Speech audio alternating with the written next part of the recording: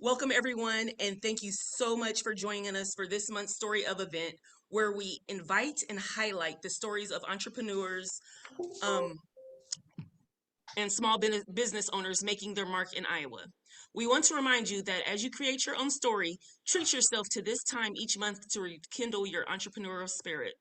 My name is TJ Daniels, and I am the director of Iowa Center's Women's Business Center.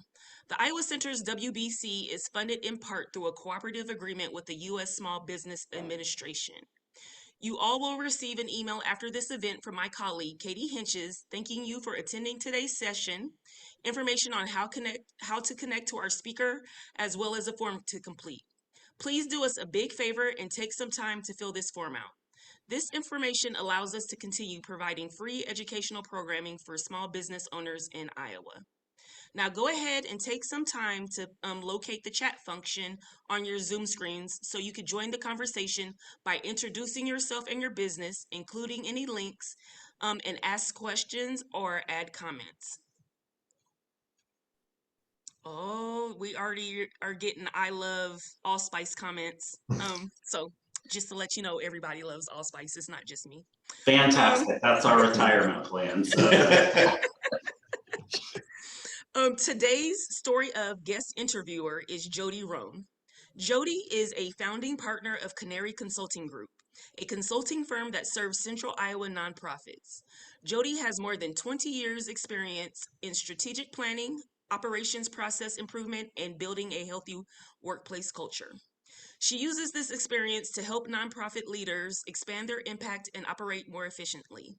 Jody enjoys coaching nonprofit leaders and boards, helping them define and communicate priorities to their teams, maintain focus, and work effectively together. Jody is a natural problem solver and encourager who loves making a difference in her community. And then today's story of guest, as we already know, is Rory Brown and Andy Hanning Brown. Rory Brown and Andy own and along with their team operate AllSpice Culinarium in Des Moines East Village. AllSpice was founded in 2010 by Alex and Jennifer Rhodes and was acquired by Rory and Andy in 2013. Prior to AllSpice, Rory worked in the telecom industry as a VoIP engineer. While he worked with technology, his heart was in the kitchen. He grew up cooking and has always enjoyed it. When the opportunity to join AllSpice presented itself, it made perfect sense. Andy's background is in technology, HR, and communications. In addition to AllSpice, he is a founding partner and consultant with Canary Consulting Group, an organization which provides strategic planning, organizational design, and other services to Iowa-based nonprofits. So now I will turn the screen over to Jody. And thank you so much for spending time with us today and sharing your story. Thanks so much, TJ, and thank you everyone for joining us. I'm so excited. As TJ pointed out, Andy and I are business partners on one of his business ventures, and then he is obviously co-owner of AllSpice with Rory. But I think one of the things that's really interesting about your story is the fact that you didn't necessarily set out to become entrepreneurs early on in your career. So can you tell us a little bit about what you did professionally before you ever moved into working with AllSpice? So I worked primarily in telecom, mostly customer service. And then I got into like troubleshooting and more technology based work there. And then when I left that business, I was doing VoIP engineering, which was kind of some new technology where we would interconnect with other telecom carriers over digital as opposed to like analog lines. Great. My background was also originally technology. We both sort of laugh because like VoIP is not new now. And for me, I was a COBOL developer, which nobody actually does anymore either. So you don't want to like call us for help with technology, even though we have technology backgrounds. Pretty early in my career, I moved into the HR space and have really spent most of my time there prior to joining Jody and launching Canary Consulting Group. And now we work primarily with nonprofits. This is kind of an interesting discussion for me because I'm surrounded by my bosses at both businesses right now. So it's like worlds collide. So, that's an interesting entry point into the world of retail ownership, not necessarily a linear trajectory. And I think that's important for people to understand that, all of the things that you do before it teaches you how to be a good problem solver and innovative and smart in how you approach things, but obviously landed in a whole new world. So Rory, you were involved with AllSpice first. Can you tell us about how you joined the business and in what context and the role that you played back then? So when was that? 2011. Yeah. I was laid off from my job in telecom, which wasn't a big surprise. But then it happened that Andy worked with Jennifer at Principal, and she asked if I would be interested in working there as a seasonal employee to help them through the holidays and things like that. So that's how I ended up there. And then had planned to stay on later. Alex had asked me to stay on and help with an expansion that they were working on at the time. Yeah, but then moving into ownership, though, actually kind of arose from a huge tragedy. Could you tell the story of Alex and how you came to own the business and kind of what that process looked like? So in March of 2012, Alex had a heart attack and passed away very unexpectedly. So during that time, Jennifer asked me if I would be interested in like co-managing the business for her while she just kind of figured out what she was going to do. So that's what I did. And then, it was interesting because when I would come to work, people would stick notes on the door saying, "Hey, do you want to sell the business?" And so in meetings, I would provide that information to her, and it was just a very interesting, like how people approached that situation. It wasn't super compassionate. No, it wasn't. Sticky notes on the door. But those notes on the door did open the conversation for Rory to have with Jennifer about, if she does get to a point where she's interested in selling it, to talk with us about that, because we were interested in carrying on the legacy of the business, not just turning it in to something completely different than what Alex dreamt of. Right. Right. And then how long did Jennifer continue to own the business before you decided to purchase and she decided it was time for her to step aside? She approached us in November of 2012 about buying the business, and then through all the SBA loan and all that process, it took until July of 2013 to actually close the deal, and I think it was June 21st, we ended up taking over the business. One of the things that I love is that I have the relationship with you that I can hear the real deal. And one time you described that purchase of the business as terrifying. Even though you knew everything about the business, you'd been operating it as a manager, you knew all the ins and outs. What was it like to actually go through the process of taking the leap financially and choosing to move forward? What did that process look like for a purchase of an existing business? Because I'd imagine a lot of people who come into these conversations at the Iowa Center probably are telling about starting from scratch. So I think it'd be interesting for folks to hear about that. Let me give you some context about there were some personal things that added to it being terrifying. So it just so happened that in the fall of 2012, we bought a house in Des Moines, and the market was a little different than it is right now. So we bought that house without having sold the house that we had in Ankeny. So we're dual homeowners with dual mortgages right at the time that Jennifer approached us and said, "Hey, do you want to buy the business?" So we have been borrowing fools up to that point. And so I guess there's a point where you're just like, sure, pile it on. Why not? But it ended up working out. But I think you could talk through sort of how it's different to buy a business, and then how our experience was different because you worked there. Right. I mean, I think that for us, it was a little easier in the fact that I knew what the business was like. I knew like I had access to the books. I could see, you know, that it was making money at the time. So it was a pretty easy, as far as decision wise, it was a pretty easy decision. But I think it's always kind of scary to like have a dream and, you know, it's like, can I do this?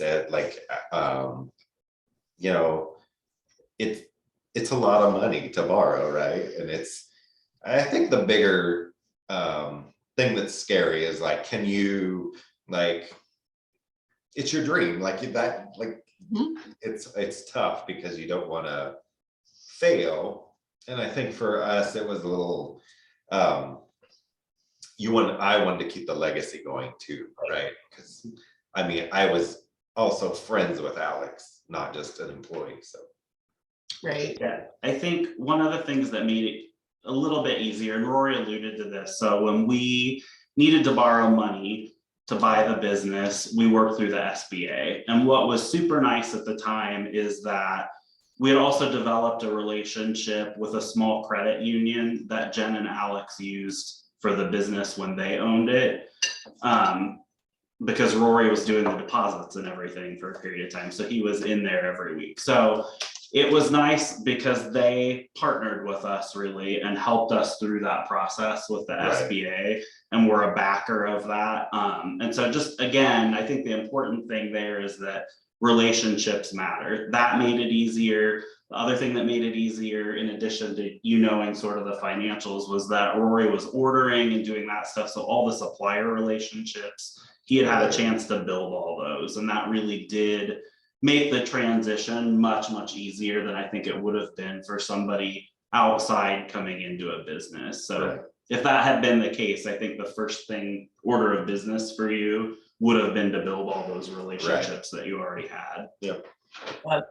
You know, on paper, it probably sounds like you continued to do the exact same job, but I would imagine it actually felt pretty different. So what surprised you about the differences between operating the store and actually owning the business?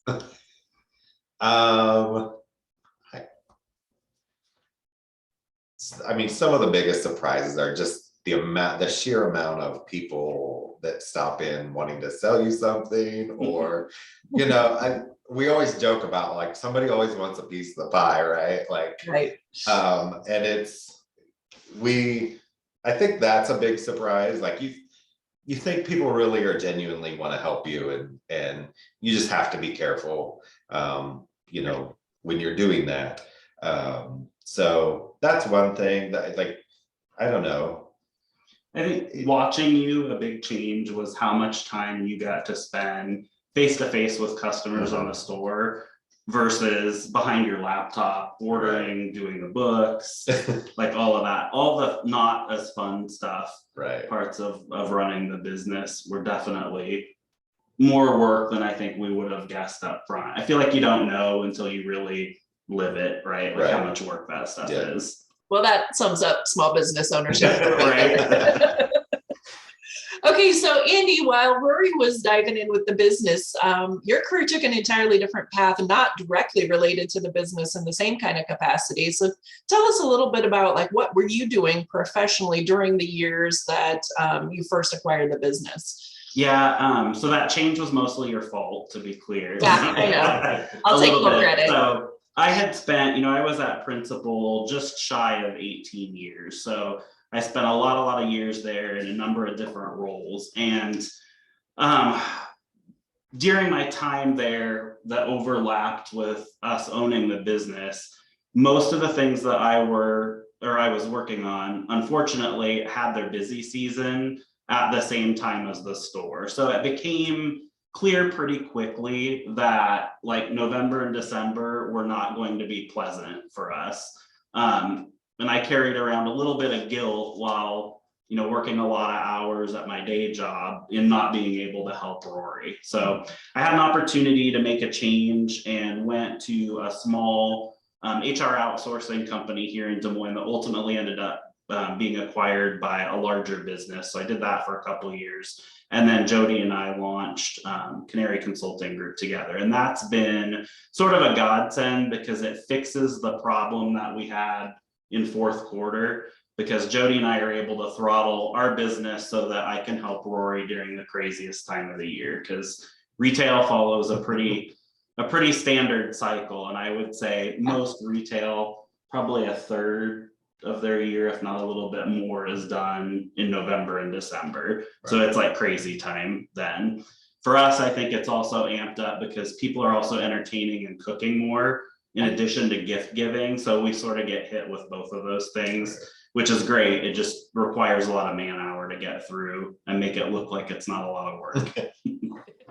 Now that I've seen that and been, front and center to watch you guys get through November and December, I have huge respect for anyone who is involved in a retail business during that time of year, for sure. So as you've had a little more flexibility and bandwidth, Andy, I think it'd be interesting to talk about how you've decided to kind of break down your day-to-day roles with the business, who does what, and how do you kind of divide and conquer for the work that needs to be done? It's been pretty informal up until really this year. So a couple things have happened in the last year for us. So we talk about we're in the East Village. We're in the East Village, but we're in our production facility today in Rory's office here. And that's actually in the Valley Junction neighborhood in West Des Moines. And so now this last holiday season, we really worked through the ins and outs of logistics and having things multiple places, and that hadn't been the case before. So Rory can talk a little bit about his role, but really you are the primary operations person, product person, bookkeeping person, and I'm sort of HR and marketing. That's sort of our breakdown. Right. But I would say your work is, it's a 50-hour-a-week job pretty easily. Yep, absolutely. So I think people probably are wondering then, you spend a lot of time on the business and then you go home and you're married. And so you're married to the business and you're married to each other in real life. So What's that like to work with your spouse? How do you balance it? Or do you, how do you separate home and work? Yeah, what's that like? I feel like I'm in my performance. Yeah.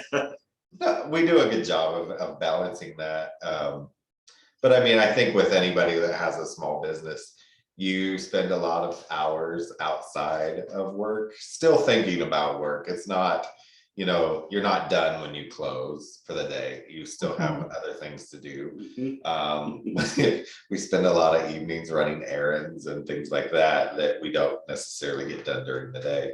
But we work together really well, and that makes it easy. And we have the same vision for the business, which also makes it easy to get along and work and live together. I'd echo what Rory said. I think, we sort of knew going in that we generally, unless it's a home improvement project, we generally work pretty well together. But I also think we have and acknowledge that we have really different strengths, right? And so I sort of fell into the communications and marketing, and I do our newsletter every week, those sorts of roles. And Rory's much better. He's the foodie of us. I'm the eater, he's the cooker. So he's the creative one that really figures out products and sourcing things. And he's also the mathier one of the two of us. So he's better at the bookwork and taxes and all of that stuff. So I feel like the division of duties played well to our different strengths as well. Yeah, and I'm sure some of that just kind of figures itself out over time too. But you do, I think one thing I'm not sure Rory even notices that I do, but when there's something in the evening, because you kind of asked about this, when there's something in the evening that that comes up that I want to talk about related to the business, I generally try to say, hey, this is a thing we need to talk about. Do you want to talk about that right now versus just launching into it? Because there are days where you don't want to talk about it right now, and that's okay. So just put it on the list. And the great thing about work is it's still there the next day, right? Absolutely. Very, very true. So speaking of family, beyond just the two of you, I feel like you've created a kind of a work team that sort of feels like a family. How many people do you have on staff? How big are you?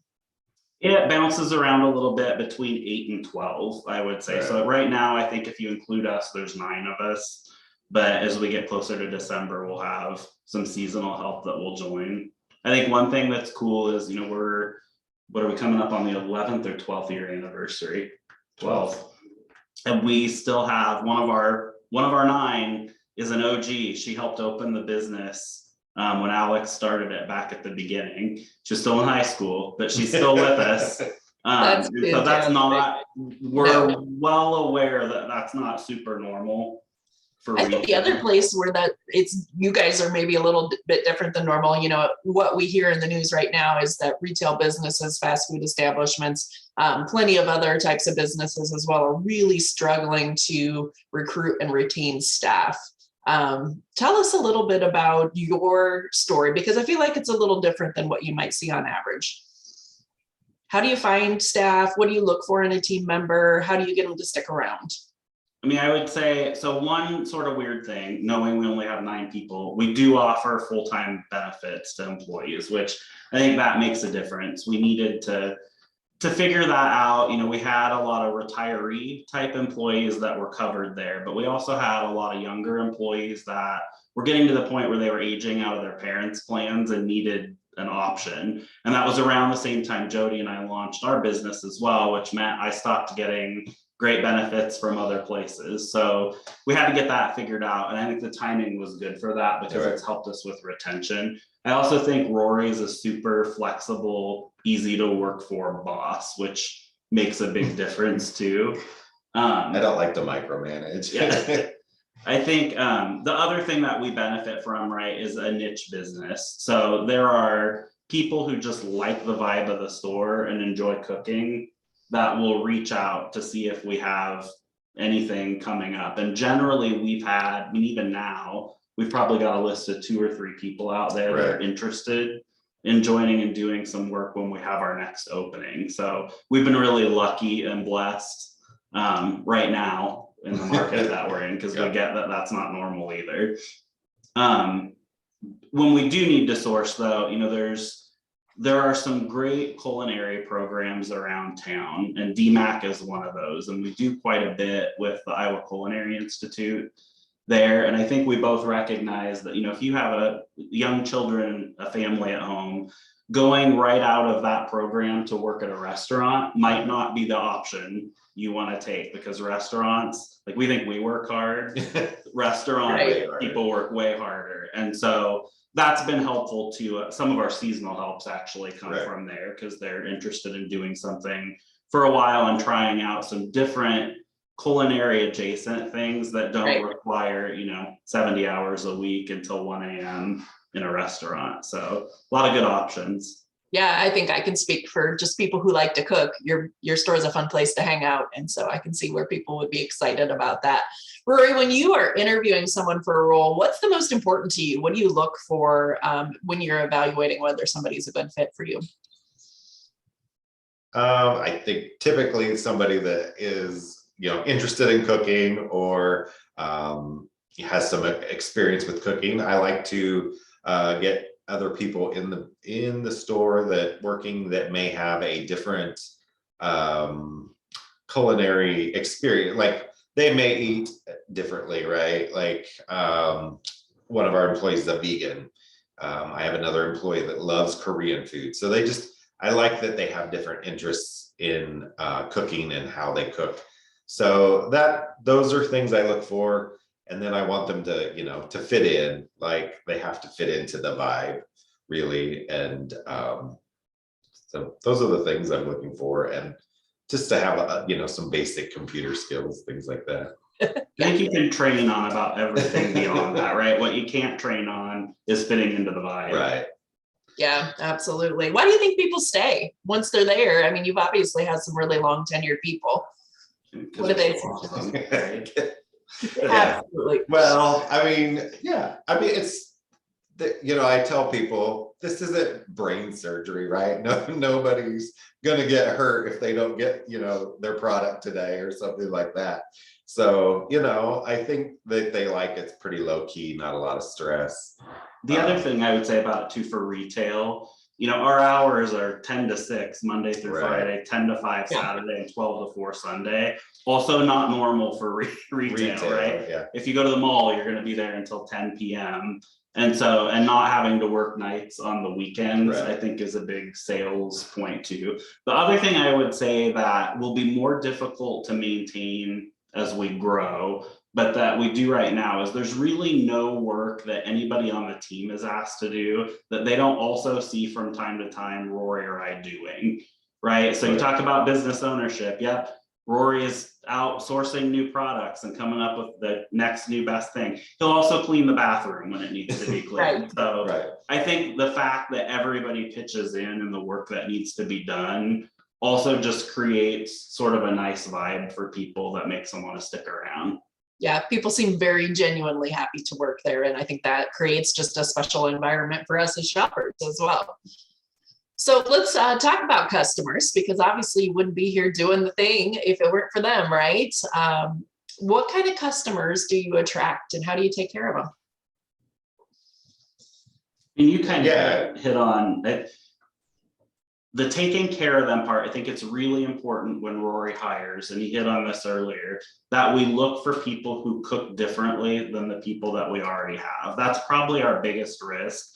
When you think about diversity in both your workforce and your client base, it is difficult to have that, especially when you layer in food, which is so tied to culture, right? And people's interests. That if you don't bring in a variety of people, it sort of is like we're all coaching on how to make meatloaf and burgers, right? Which isn't cool. We need a variety of people. And so I would say, as we've really focused on bringing people in that cook differently, we've started to see a shift in our client base, which I think is positive too. Pre-COVID, a lot of downtown workers, right? So we get really busy from about 4 to 6 and over lunch while people during the were week on their breaks. But I would say it's really gotten a lot more diverse since we added delivery during COVID and since people started cooking at home more. Yeah, absolutely. So Rory, you've talked to me a little bit about how, I said, what's it like to sell in the store? And you said, for me, it's not so much about selling as education. Tell us a little bit about that. Well, I think it's very important because with food, people have different likes and dislikes. I don't like the same things and I don't always, so I like to educate people, right? Or have a conversation with them and find out what they like and how interested they are in kind of breaking out of what they're like normally used to eating, because everybody gets in a food rut, right? Yes. Like they cook the same things, it's easy, it. So I think it's more about educating the customer and selling them something that they're going to use, right? And inspiring them to want to use it is important too. So, but it's not like, I don't want to sell something just for the sake of selling them something. I want them to be happy and I want them to return. And I think that's very important when you deal with it, really in any industry. You want to create that relationship and trust with them. Yeah. Do you see a lot of brand loyalty then? Folks that'll buy just your products? Oh yeah. Yeah. And it's funny because when we were looking at houses, we would go around or when and we'd be like, oh, these people have our stuff in their house, right? So, clearly fantastic homeowners. They probably they're clearly taking care of this place. Fits our vibe. I think the thing I wouldn't minimize about those conversations too is we learn as well, right? So we don't cook all the things. And so when you have those conversations, you really learn about creative ways other people are using our products that then you're able to share and pass on. Right. And I think that that's really important. It's very relationship focused, but not in that annoying way. I think we've all gone in somewhere where you cannot get the salesperson to buzz off so that you can actually have a conversation. So it's that fine line of being there and being helpful, but also not hovering and being annoying. And customers also, inspire us to cook too. They talk about what they're cooking. I'm like, oh, I haven't really thought about that.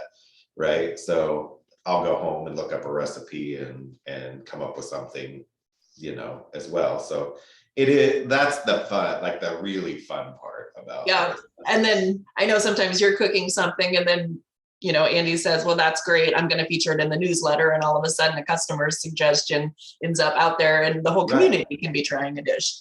So that's a lot of I think fun. the other cool thing, you know, because I'm the eater, people bring us food, which is awesome. Like people will try. Oh no, something new I'm not thing. stepping up. I didn't know. Yeah. Like there was a period last year where I think we had like During a the giant thing of holidays. brownies. I'm like, this is awesome.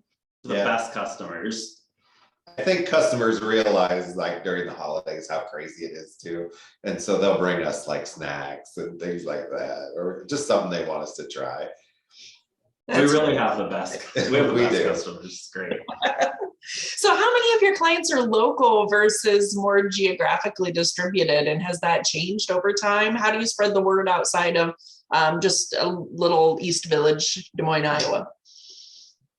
Well, one of the things, like, because it's a walkable district, like, and stuff, we get a lot of people in town.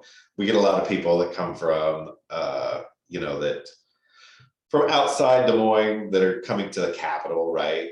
For when it's in session, things like that. So it's interesting because we get a lot of people that come in town for events or whatever, and they're like, we have to stop here. Like, this is our first stop, or things like that. So, but yes, Iowa's probably our biggest as far as sales wise, and then Minnesota and Illinois. Those are, you know, the next biggest as far as like online and being able to track that information. So, and yeah, you know, people come in the store and then, you know, they start ordering online. During the pandemic, like that just like our online exploded. We were sending everywhere in the US just because we had product and people were, and you know, we could get it out to them in a relatively fast time. So That's awesome. And you've sold to all 50 states at this point, haven't you? Or Yeah. really close? Oh, yeah. Yeah, the makeup shifted, you know, Rory kind of highlighted this, but I would say too, we've invested a lot in our web presence, right? COVID, we had started that shift pre-COVID, so it was easy for us to pivot to online because we already had the website up and running and had spent some money on that. I would say once that was there foundationally, it sort of positioned us to be able to look at our marketing spend and do things that hit locations outside of Des Moines harder, because we had that website and all of our products available online to point people back to, which made a big difference too. So it shifted over time. I would say it's leveled out now. And I think, you know, we'll continue to see growth in both markets, but probably more online just because, you know, we have the whole nation at our fingertips, not just Des Moines. Absolutely. I know you do genuinely love your customers, but I think you can't work in a retail environment without dealing with some negativity from time to time. And I know you've both shared that that's been a little bit of a learning curve. So can you just kind of walk us through how you manage to not take that home with you, or how do you manage those kinds of interactions that can end up being a little terse? You know, I will say we are very, very lucky in that I believe pretty strongly we have a small portion of those compared to other retail locations. And I think that goes back to the relationship aspect of the business, right? We've got enough people that we know and that return that it's difficult once you built that relationship, I think, to treat somebody kind of crappy. I think the hard part of it is like if I was giving somebody advice, the one thing I would say is do not let that monopolize too much of your time. Spend your time on the people who love you and your business and who are returning customers and are going to support you. Don't spend tons and tons of time on individual people that have a complaint, especially when it's sort of an unreasonable one. And I think, you know, that can be difficult to do, right? Because nobody likes to hear like that somebody's unhappy. But I think all of us have to recognize, we do this in our personal lives, right? When we pick friends and partners, you're not for everybody. And it's the same with the business. Your business just isn't going to be for everybody, and that's okay. And sometimes it's best, like I've acknowledged in a customer interaction before that we're probably not right for them, right? Because it was just clear they were not going to be happy. And I'm like, well, you know, go to the grocery store then. You can get similar things there, although that I would argue they're not as high quality. But some people, you know, that's just a better option. What would you say? Well, I mean, we of course like discuss it at home like anybody else would, but yeah, you just can't, I think you kind of have to typically look at where they're coming from too. Like what has triggered whatever behavior it is. Like, are you truly unhappy with this, or is there something else that's like bothering you? And again, I feel like it's not personal, right? Like, it's just, you know, I don't feel like they're unhappy with me personally. They're just unhappy with something at the store or whatever. But we try to make it right, you know, and be fair. I would say we generally reply to all of them too. So if we get like a bad review or something, we make sure to ask more questions. What I will tell you is when you do that, they don't expect it and you never get a follow-up. Like, I think maybe once we've had somebody come back with actual useful, actionable information, right? Yeah. Yeah. Bottom line, don't let it take too much of your time. Yeah, I think that's a good lesson for anybody else that is engaging in business ownership on their own. So let's take a minute to talk a little bit about what everybody gets super excited about. Andy, you just mentioned quality, but we want to hear about your products. And I think, you know, when the store first opened years and years ago, I was confused. Is this a local store? Where do they get their products from? How does that work? So share with us about that, if you could. Well, yes, we are local. So we get our products from probably about 20 different vendors at this point. Thanks, COVID. I have expanded that a little bit. But yeah, the branding, I think, is what really throws people off. They think we're, you know, they come in and they're like, are you a chain? And I've had several people in marketing tell me, you're branded so well that, you know, this is why people think that. The other interesting thing that I had somebody tell me is that our brand is,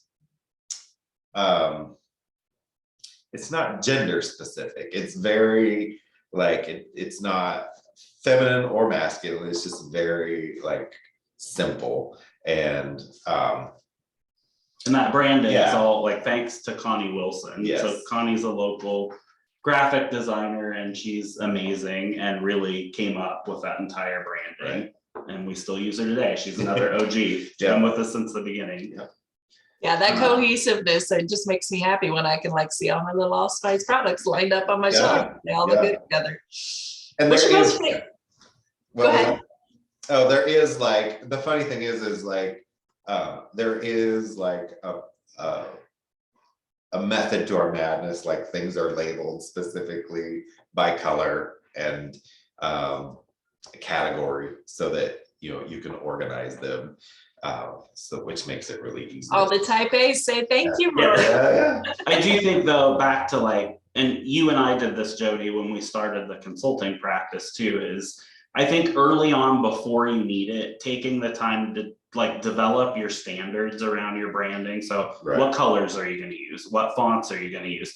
So that as you engage with other people, like we might like give money to an event or sponsor like a charitable event. We're able to give them the logo, say this is how our name should look.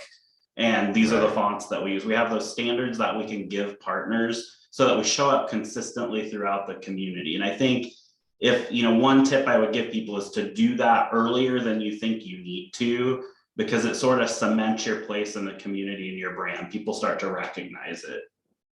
Absolutely. So you do carry a few products that are not AllSpice branded. Tell us about those. How do you find those vendors? What do you look for?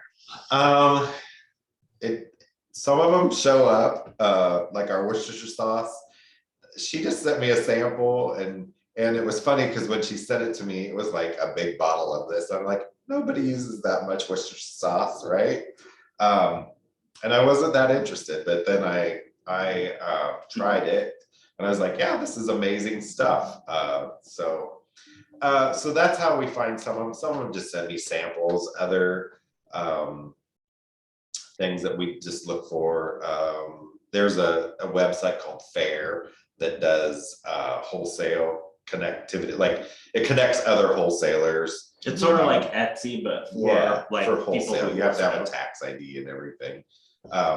So that's a good way. And just other relationships, like our hot sauces originally came from a friend of an employee, like her son made hot sauces. And then the other hot sauce came from somebody that just stopped in one day and said, "Hey, I'm making this hot sauce. Are you interested?" We try really hard yeah. for all of those. We call them internally other brands, so Right. not AllSpice stuff. We try for those to have those come from either local businesses or other small business owners. We have a couple products that come from an organization that is female owned, and then they give money back to women who are starting businesses in other countries. So we like there to be a story there. Right. Because when you have the story, that generates interest. When there's not, if we just carry another thing that everybody carries, it's not so interesting then. Right. I will say there's always sort of this tug, like people will ask you, I think that there's a surprise to running the business. We were shocked how many people have an opinion on how you should run your business, and we'll share it. But where I was headed with that, a lot of times people will ask for things that are sort of outside of our core product mix. So also avoiding that temptation to become like a generalist versus a very specific spot, I think has been a challenge, but we're pretty like rigid on that. Like people will want other kitchen related things. And like, we're 4 doors down from Kitchen Collage. Why would we do that? That doesn't make any sense. So yeah, absolutely. What's your most popular product? Our most popular product is the Amaza Swashera, which is to kill the mother-in-law spice.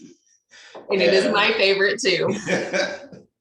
We sell, that is our biggest selling product. And that was a collaboration, right? That was a collaboration with Alessandra at Cooking with Alessandra. We had partnered to do some cooking classes. She's like, "I want to do a cooking class around this." And I was like, "Okay," and I'm like, "Well, just, I need a recipe." And she's like, "Well, it's this, this, and this." And I'm like, "No, I need a recipe." And then she brought me a paper copy of basically 3 items. And I was like, "Yeah, that's not going to be that great." So I ended up creating the recipe, and then just from looking it up and created it. She sells it at her location as well when she has classes. Absolutely. And you've done other collaborations with local folks as well, haven't you? Yep. We collaborate with Gusto Pizza. They have a seasoning that they put on their table.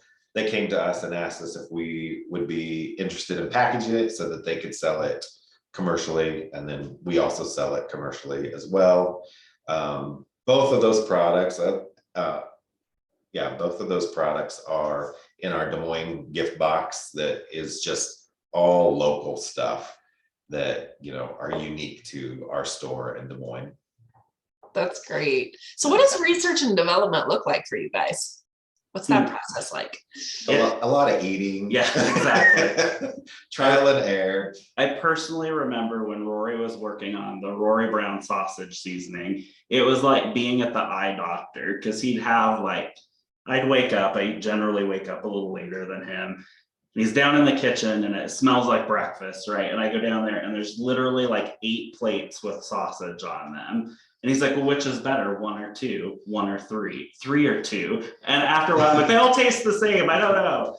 But a lot of times it is literally that, trying it and tweaking it. And then sometimes too, if it's something like we recently released a shawarma seasoning, we actually went places and had shawarma to figure out what the differences are so that we would sort of know how we wanted to make it. Rory has a really unique skill, I think, because I don't have it, so it must be unique, where he can eat something and sort of tell you, "Oh, that has time," and he can break it down and deconstruct it. That I cannot do that. I'm like, it's good, but going out and trying different foods is helpful because he's able to then tell what he wants to include.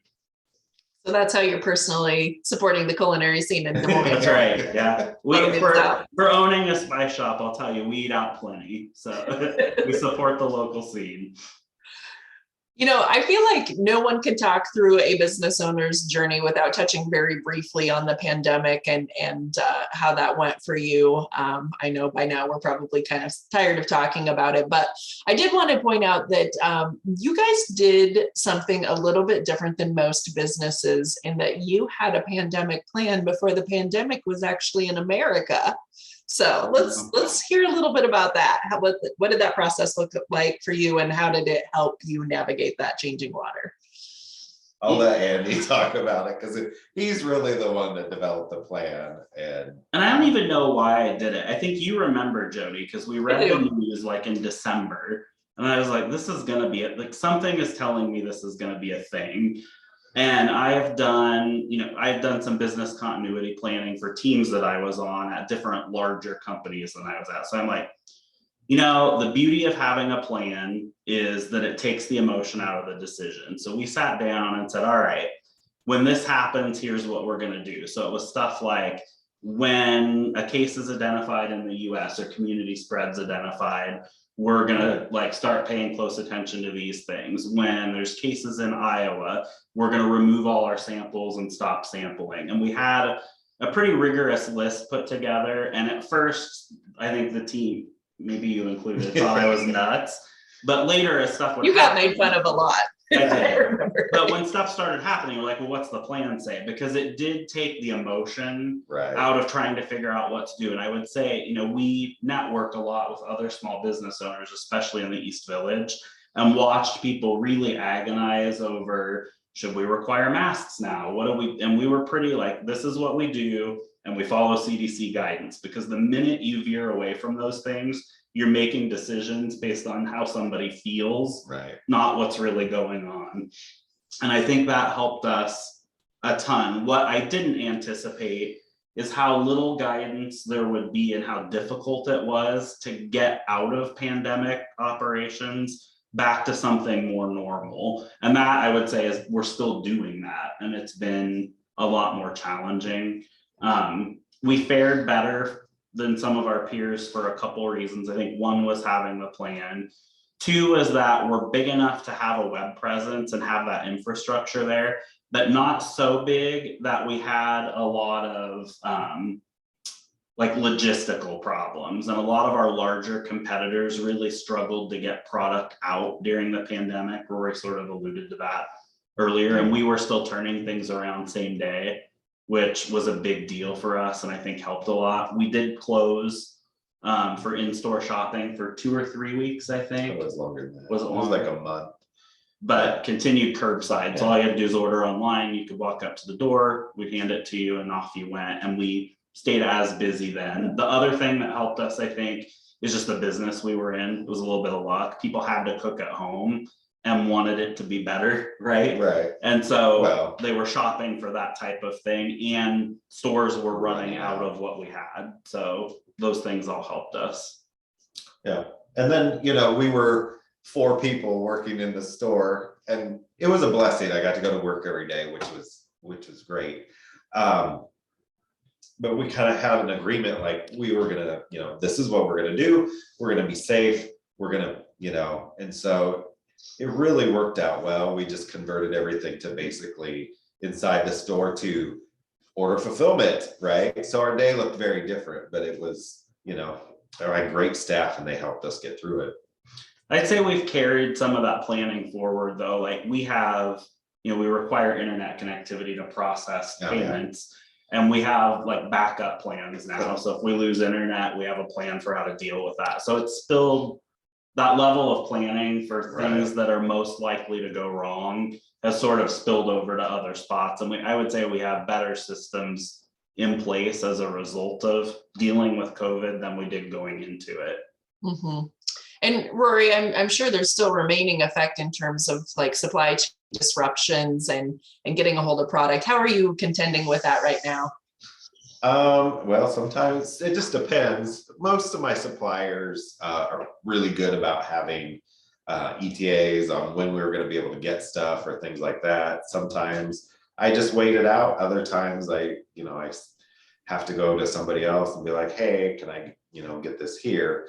And So, you know, sometimes when I have to go somewhere else, it ends up being a little more expensive, and so we just, you know, make the best of it and go forward. There's not a lot you can do, but We buy more in we advance do now buy too. more in advance. So part of moving out here to the warehouse and production location, expanded our storage footprint from probably a few hundred square feet to a few thousand. And so we're able now to buy, like Rory tends to buy like enough glass to get us through a year, basically. And that I think helped smooth out some of the spots that would have been really bumpy for us and were for some of our peers. Right. Yeah, because I'm sure a thing that many people did not know about AllSpice before you moved into your production center was that every single bit of that packaging for every product that you saw on your shelves was happening in the back room at the store in the East Village location. Right. Yeah. So Yeah. what's it mean to you, and you know, have you benefited from being able to move to having a separate place where you're doing all of your packaging, and what's been the pros and cons of that, and how have you walked through How that? much less do you run between places? Well, before we had this space, I had 2 storage units and another storage facility. None of them were that big to begin with. So I would, you know, I would have to take smaller shipments of packaging and things like that. But on top of that, I had to run around to all of those places and take it to the store to be packaged. Now everything is here in this location. And they do all the packaging here. So there's a lot less running that goes on. And I think that in general, I mean, the space is conducive to having more product on hand. So that has been a huge benefit. And there's just a lot less interruptions here during the day. I will say probably one of the biggest downsides is that a lot of customers were so used to just stopping in and being like, oh, I need a pound of this, or I need 8 ounces of that. And it's not there anymore. So they either need to call ahead and we'll get it there, or in some cases we've had them come out here, like they'll pay for it and then they'll come out here and pick it up. But we've also worked really hard on identifying those things and having them available at the store, so that if people do just pop in, we can fulfill their orders for them. You bet. What's it been like for your staff to be between 2 different locations now? Because prior to that, you're all in one spot. Right. Well, I mean, the downtown store is like 1,650 square feet. And we would, you know, I think during the height of Christmas, there would be 5 employees in there. And if you think about that, and then way more stuff. way more stuff, and all the customers. I mean, it's just, the nice thing is we're not like on top of each other working. And down there, when it was lunchtime, everything had to stop. You know, we'd have lunch then. So it's just way more efficient now. It's just a lot easier to stay on top of production and give bucks production and stuff like that. They stay in touch. And though. they do We stay have in touch. Yeah. There's a bat phone between the 2 locations. There you go. They can call each other and stay in touch. Fantastic. So how is the production center and everything else you're doing kind of positioning you for growth? What's the future look like for you guys? Well, we couldn't grow when it was all done in the store. I mean, Right. we were really like tied to that location. So I think this was sort of the first step in being able to support multiple locations at Right. some point, right? Was having it all here in one spot. What else would you say? I mean, it's just, yeah, once I think our goal is, once we get this ironed out and how everything will work between the store and here, that we would open other locations in the metro area. Mm-hmm. We don't ever want to be like Lowe's, right? We don't want to be the food version of a home improvement giant. We want to stay boutique, Right. And definitely in the Des Moines area. Yeah. All right. So I know we're coming close on time, but I think other business owners who might be listening in today probably would love to hear what you've learned along the way in terms of your own personal journey, and would just love to share with other small business owners as they kind of try to grow their own personal dream. I don't know, for me, I've learned about both of us that we can do a whole lot of things we didn't think we could do. I think Sure. you learn that pretty darn fast. And I think you also learn that nobody really knows what they're doing until they have to, like, I think a lot of people get in situations where Right. like you just have to figure it out, right? There's nobody writing the playbook for you. You're writing it as you go. Yeah, and I think that like the thing I've learned is there's things that I've put off and put off and put off. That it's like I don't want to do that, and I realize that they're you know, I worked it up way more in my head than it was. Like I've been on TV a couple times, and I would tell you like I don't really enjoy that kind of attention, but it was like once I did, I was like, I don't know why I was so upset or like why I was so anxious about this, you know. And it's the same with other things. Being direct with people is not something I'm really great at, but I have learned like sometimes you just have to tell people no, and that has gotten easier for me.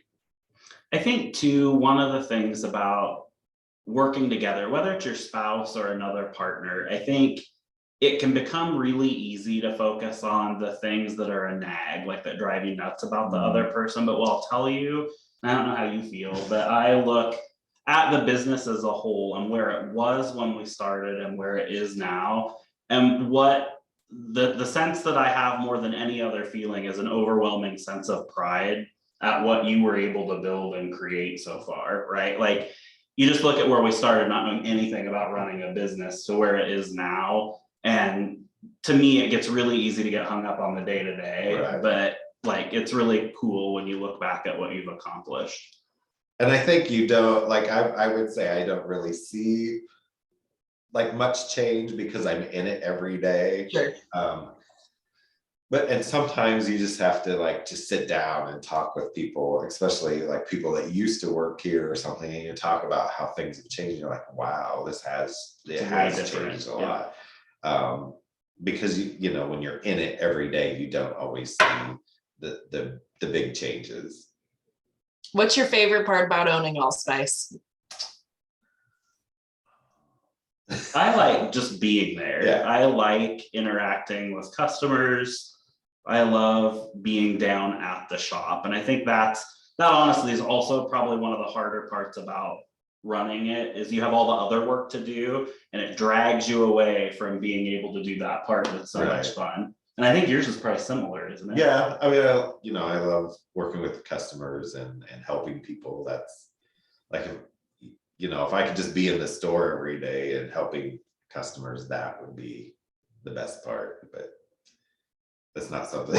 Duty calls. Duty calls. I see TJ. Yes, we're coming to closing time. Unfortunately, this has been so interesting. I love Andy's new terms, mathier.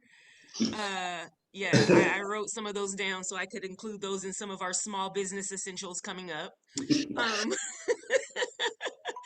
Um, if anybody would like to know more, see some of the items that are for sale at AllSpice or the newsletter, I know somebody asked about that.